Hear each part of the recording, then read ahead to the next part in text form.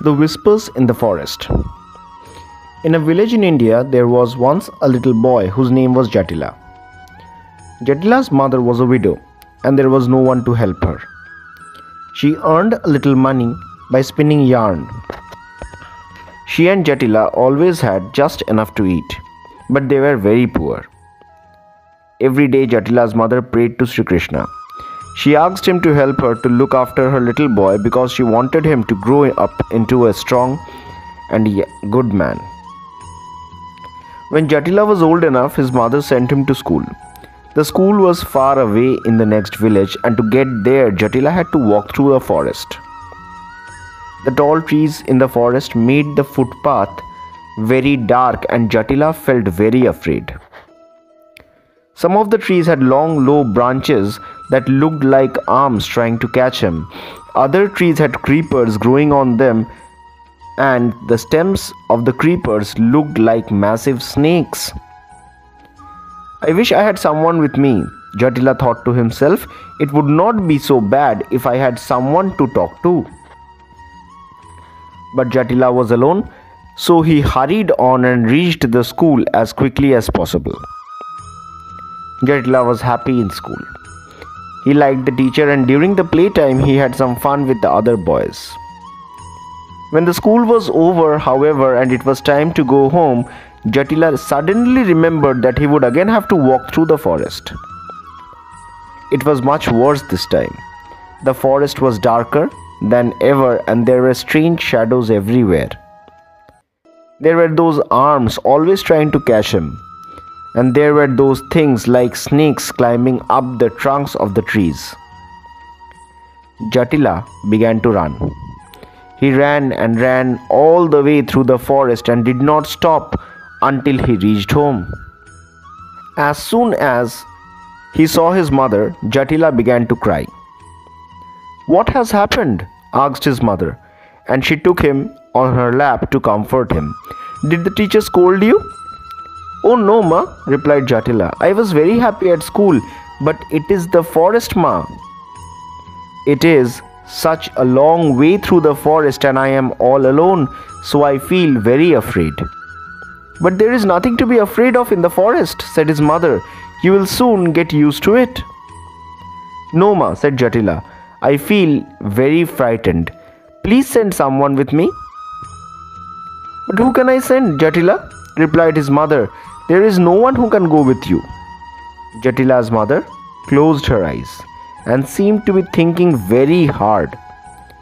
Suddenly she opened them again and her face lit up with a smile. "Of course," she cried, "how silly of me to forget. There is your elder brother in the forest. He will go with you and take care of you." Jatila was astonished. "Elder brother?" he said. "Have I got an elder brother, ma?" "Yes, child," she said. "His name is Madhusudan." "But where is he, ma?" asked Jatila. "Why does not he live here with us?" "He lives in the forest," his mother answered. "He looks after the cows there. But if you call him tomorrow on your way to the school, I am sure he will leave his cows and walk with you through the forest." Jatila was very happy. Now, instead of feeling afraid of the forest, he was longing for the next day to come so that he could run quickly to the forest and meet his elder brother there. Early next morning, Jatila said goodbye to his mother and went off to school.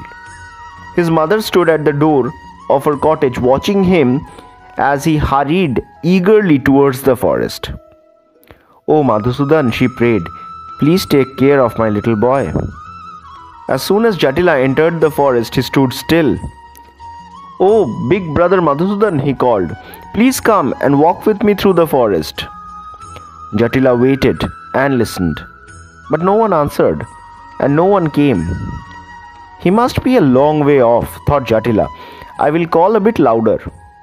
So again he called, as loud as he could, but still no one came. "I know he is here in the forest," Jatila said to himself, "and I know he will come because Ma said he would." Again and again, Jatila called out to his brother, but still no one came.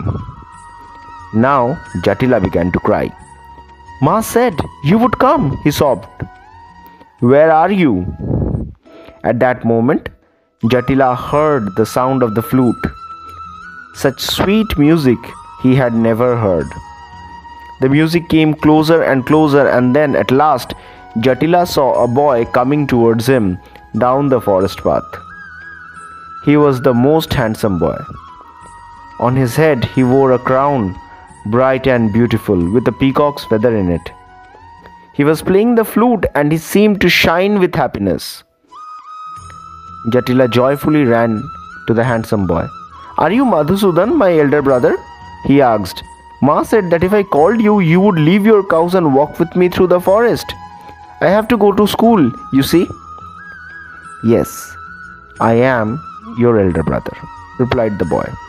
Come along, I will walk with you through the forest. Jatila walked with his big brother and told him all about his life at home and how glad he was that now he had an elder brother and was big enough to go to school. He quite forgot how frightened he had felt the day before. When they came to the end of the forest path, Madhusudan stopped. I shall go back now, he said. But will you walk with me again in the evening? Jatila asked. I shall feel very frightened if you do not come. Oh yes, replied Madhusudan. Just call to me, I will come to you.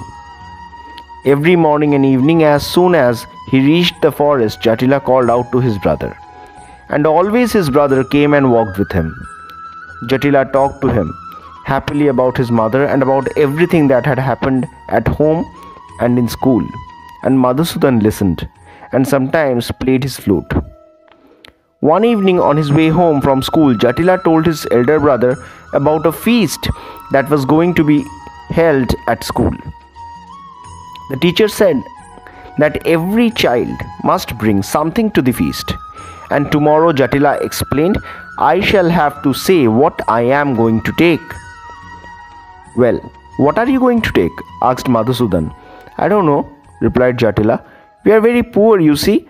Perhaps I won't be able to take anything. Ask Ma about it, Madhusudan said. She will know what to do. When Jatila asked his mother what he would be able to take to the feast, she looked very sad. I have nothing to give you, Jatila, she said, and I have no money, so I cannot buy anything either.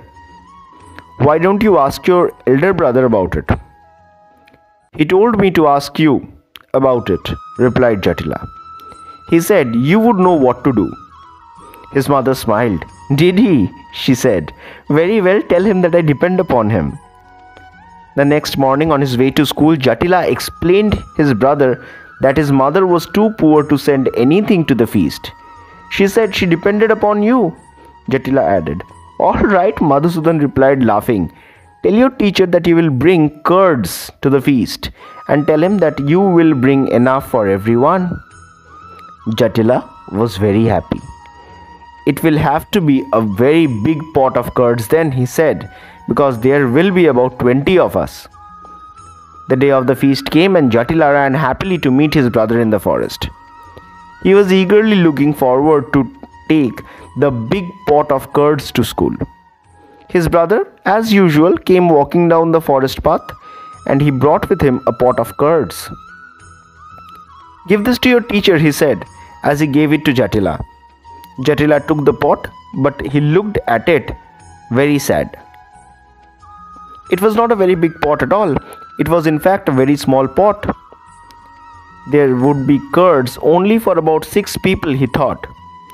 Madhusudan looked at Jatila's sad face. Give it to your teacher, he said. It will be enough. When Jatila's teacher saw the small pot of curds, he was very angry. You promised to bring curds for everyone, he said, so I did not arrange for any more. What is the use of this small pot of curds when there are so many of us? You have spoiled the feast, Jatila. The small pot of curds was placed on one side. The feast was nearly over when the teacher remembered it. We should not waste the curds, he said. A few children may have some. Jatila, bring the pot of curds. Jatila took the pot and gave some curd to 3 or 4 people. Then he noticed something very strange. As soon as he took the curds out of the pot, it filled up again. So he walked down the 2 rows of children and put plenty of curds on each child's leaf plate. The teacher watched Jatila in amazement. "Jatila," he cried, "you have given curds to everyone. How did you do that? I thought you brought only one small pot of curd." "Yes, sir," replied Jatila. "This is the pot. But look, it is still full." "Impossible," cried the teacher. "Where did you get this pot of curds from? Tell me at once." "Sir," said Jatila, "my big brother gave it to me." "Your elder brother? I did not know you had an elder brother," the teacher said. "I did not know either," replied Jatila, "until I began to come to school. He walks with me through the forest, you see." "But where does he live? What is his name?" asked the teacher, feeling greatly puzzled. Jatila then told his teacher all about Madhusudan, what he did, what he looked like, and how sweetly he could play the flute. "Jatila," said the teacher, "I would like to see this elder brother of yours. Can I go with you and meet him?" "Oh yes, of course," replied Jatila eagerly. "Come with me to the forest this evening. I have only to call him and he comes to me." When it was time for Jatila to go home, his teacher went with him to the forest. Jatila, as usual, called out to Madhusudan, but this time he did not come. Again and again Jatila called, but still he did not come. "I think, Jatila, that you have not been speaking the truth. You have no elder brother who lives in the forest." Jatila began to cry. It is true, he wept. "I have an elder brother, I tell you, his name is Madhusudan. He gave me the curd."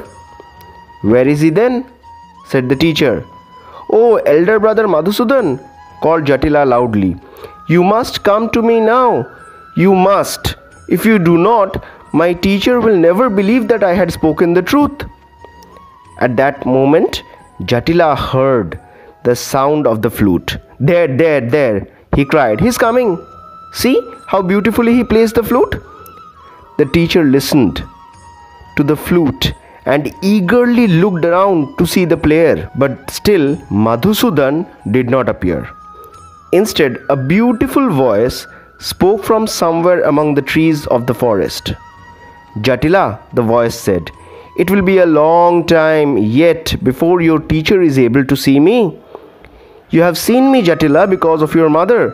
She is pure and good and full of faith.